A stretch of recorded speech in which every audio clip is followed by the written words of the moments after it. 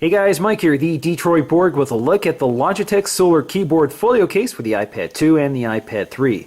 Now this retails for $129.99 and it's fairly pricey, but let's take a look around to see what we get for that money.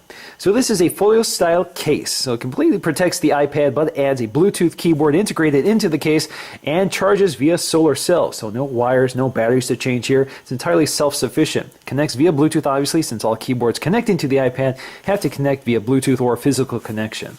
So what we have here is interactive packaging, which is kind of interesting. So you can open this up and take a look around the case itself. There's actually magnets in the packaging itself, not in the case, but in the packaging, which keep it closed. So here you can take a look at the keyboard, and you have a little window here to test out the keys. So if you're in the Best Buy or any electronics store, you can take a look around to see if you like the keys. So this is a chiclet style keys, very similar to Apple's Bluetooth keyboard. It has that same sort of travel, same sort of feel to it. We also have one of its key features demonstrated here, which is its positions. Now, unlike most keyboards that just, I don't know, sort of allow you to slot this into different positions, this actually has some functionality to it. So when you move it into the keyboard position or the typing position here, it actually activates the Bluetooth keyboard. So there's no on and off switch here. You just move it into the keyboard position and it turns on the Bluetooth keyboard and pairs with the iPad. As soon as you move it out of that position, or if you close it, it turns off the keyboard and you're good to go. A lot of keyboards, they stay permanently connected to it and you have to physically turn it off, or you have to go to the iPad to eject the keyboard. You also have a media position here, which turns the front row of keys into media controls for your movies or music, and we'll demonstrate that. So let's go ahead and take it out of its packaging to see what we get. Now I've already cut the tabs here, so all you have to do is lift it up, and we can slide it out. But first, let's take a look at the literature here. We have the Logitech guide, which tells us a little about the product, about what the buttons do, how to install the iPad, how to pair the Bluetooth keyboard to the iPad. So let's go ahead and take a look around. We also have our important information guide, which we don't care about. Peel that back, slide it out. So now we can take a look around the case. So on the inside we have our tray here for installing the iPad, which is actually a soft plastic, so it also provides plenty of protection for the iPad surface. This won't scratch it or trap dirt that might scratch the iPad. We also have our cutouts here, obviously, for the camera, the buttons, our headphone jack, our microphone, our speakers, our dock connector, that sort of thing. Inside we have this polyurethane material, just like on the outside. It's got the same sort of texture to it, so it's also soft material to protect the iPad.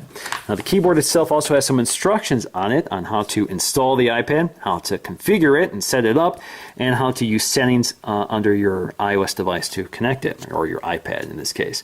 So we have our full keyboard here, which is not a full-size keyboard in the traditional sense. It's a little crushed together, obviously, to fit the width of the iPad, but it feels pretty full-size. It's actually fairly comfortable. We have a lot of dedicated keys here, which we'll demonstrate once we get the iPad connected. So around the outside, you can see we have our solar cells here, which are covered in plastic. We're going to take that off. So there you go. Again, this will charge with either solar light or artificial light. Now installing the iPad is easy. All you have to do is drop it into the frame, push it at the corners, and it kind of snaps into place. And you can see it does covers the edge of the iPad very minimally, so it doesn't obscure the bezel at all, and it's pretty snug in there. So you can easily pop it out simply by flexing the frame and it pops out, or snapping it out over the edge to snap it back on. Now with our iPad installed, we can take a look around. So on the front we have our polyurethane material here. Again, very soft material, again very similar to the Smart Cover or Smart Case from Apple. We have our Logitech branding here along with our solar cells. Now these are under a sort of a flexible plastic, so these will not shatter with use. I know that was my concern when I saw that. I thought, well, if that's glass, that's going to break. But no, it's pretty durable. On the back we have our hinge here for operating or positioning the iPad into those two positions, typing or media mode. We also have our camera cutout along with cutouts for the sleep-wake switch, volume rocker, and rotation or mute switch. Cutout for the 30-pin dock connector, as well as for the microphone and headphone jack. Now these buttons do look like they're hard to operate, but it's not. You actually can get your finger in there to operate just fine. So the other thing here is we have a cutout for the, or perforations for the speaker to operate. So this actually doesn't muffle the speaker. It actually seems to enhance the quality of the speaker, largely because the audio sort of bounces off this material and back to the user. So I think it actually enhances the audio of the iPad. Now on the inside we have our keyboard along with our battery compartment here, which is sealed, charges only by solar, so you can't replace the batteries or that sort of thing. You can see that it articulates here. You can see the bare iPad on the back, along with this soft microfiber material to protect the iPad. Now, as you probably noticed, there are these little nubs here at the corners of the harder case, which wraps the iPad. And that's part of the positioning mechanism. So if we drop it into our typing position, you can see it locks into place. Or if you drop it into our immediate position, locks it into place. Now on the right side, we have our Bluetooth key, which turns the Bluetooth on and off. So if we tap that, it goes into pairing mode and turns the keyboard or disconnects the keyboard from the iPad. We also have a little charging indicator here, which lets us know we have a full charge. Right now you can see it's flashing green, letting us know we're fully charged. Now the first thing we need to do in order to use the Bluetooth keyboard is to pair it to the iPad. So the first thing we want to do is go to Settings, go to our Bluetooth control, make sure it's turned on. And now it's going to detect our device here. So it sees the Logitech Solar KB Folio case. I'm going to press the Bluetooth pairing button on the side of the case. We're going to tap that. And now we're connected. So that's all there is to it. So I can start using my case. In fact, I can press the home button to take me right to the home screen. So let's go ahead and go to Notes and start typing something. Now this also means I can easily turn off the keyboard simply by moving it out of position. So for example, you can see that the virtual keyboard will pop up once it's disconnected. So it may take a second or two. Now this allows me to basically rotate this around, use it like a Folio style case. So I can have basically the keyboard on the back of the iPad while I'm gripping it. And you can see I'm typing on it, nothing's happening. And I can continue to use my virtual keyboard. Now if I want to reconnect to the keyboard, all I have to do is position it back into place, drop it into its slot, and we're good to go.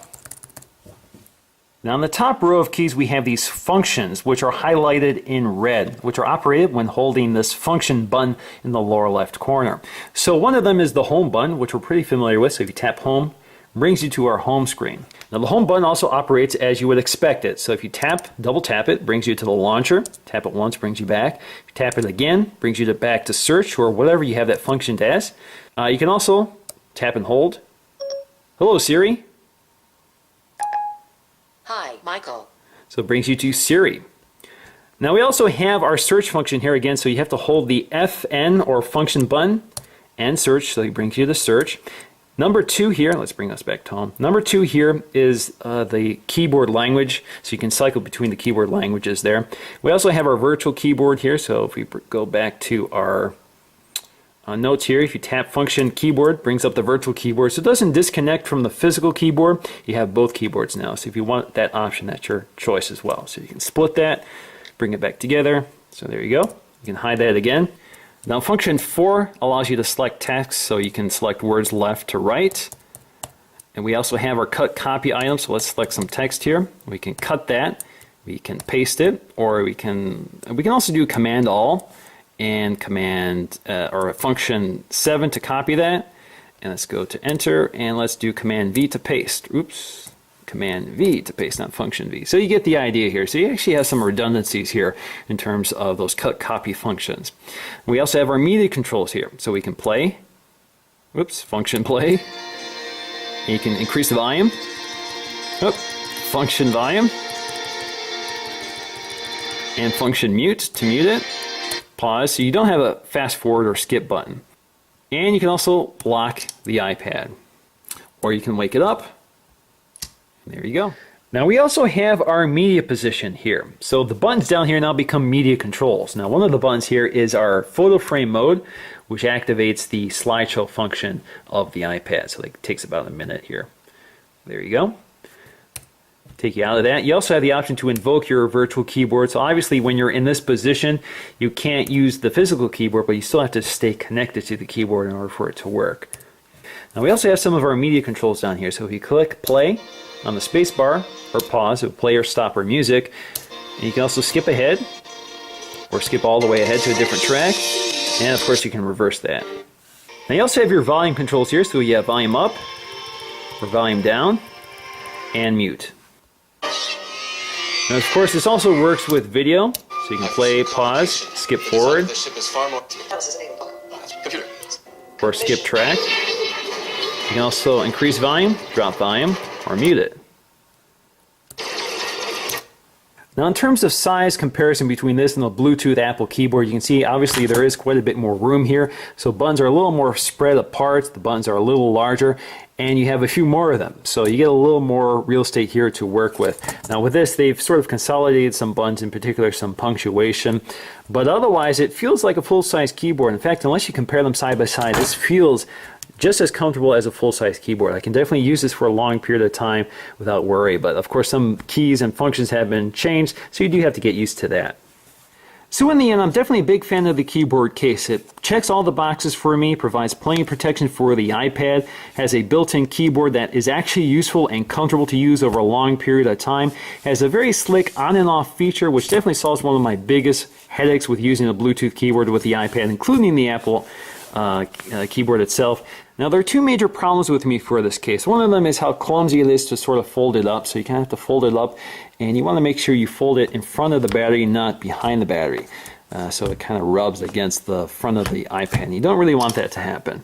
The other problem here is that the case is very heavy. It adds about 1 pound and an ounce to the overall weight of the iPad, so that's quite heavy. So the iPad itself is 1 pound and 4 ounces. This adds another 1 pound and an ounce, so it gets quite a bit heavier. It would be nice if this part came off and you can just use this part, as you know, provides protection for the iPad, and you can reconnect it to the case as you need it. But in the end, you can still fold it back. It is pretty comfortable to hold, but again, it is pretty heavy. So for example, when you're holding it back here, you can hold onto the battery compartment, so add some grip to it. And your keys will not interfere or will not operate on the screen when you're in this position. So again, pretty clever design. So in the end, I still think this is the best solution out there. You're certainly paying for it at $129.99, but you get excellent protection for the iPad, you get an excellent keyboard case, and you get solar charging, so you don't have to worry about charging this via USB or changing the batteries. So this is definitely an excellent self-sustaining all-in-one solution for your iPad, and I definitely recommend it. So that's going to do it for me, guys. Thanks for watching, and I'll see you again in the next video.